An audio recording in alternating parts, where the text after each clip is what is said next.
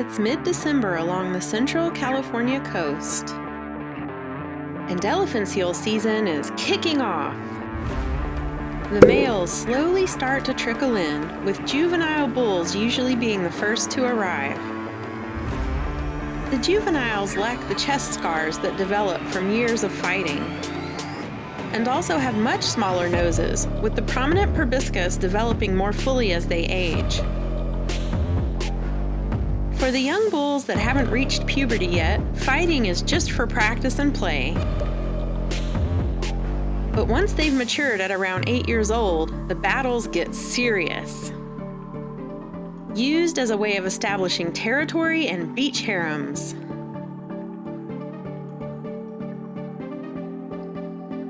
As December rolls on, more and more bulls start to arrive, and the beach becomes a cacophony of belching roars. Their battles usually begin with some posturing and the burp-style bellows. These hollow, resonant calls are unique to each bull.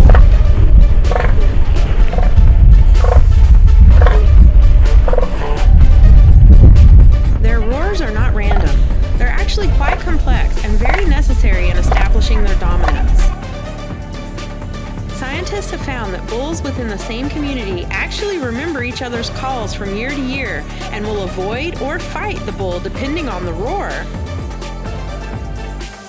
In fact, studies suggest that elephant seals are the only known mammal other than humans that use rhythm to recognize other members of their group and respond accordingly.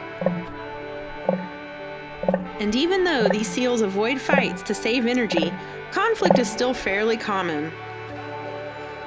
Fights tend to last only a few minutes, and though they do get bloody, they rarely result in the death of a bull. The most common outcome is the beta male backs off and is pushed to the fringes of the harems and the beaches. Only the most aggressive, strongest bulls achieve the rank of alpha or harem master.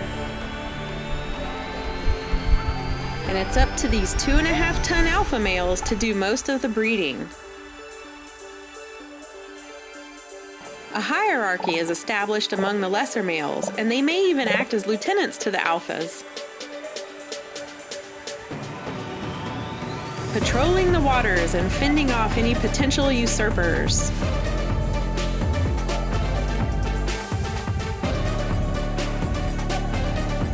Breeding and birthing season will run through March, and with the bomb cyclone hitting the coast in early January and the atmospheric river storms predicted to continue, the chances of losing seal pups increases. Sometimes up to as much as 20% of the pups can perish in a bad storm season.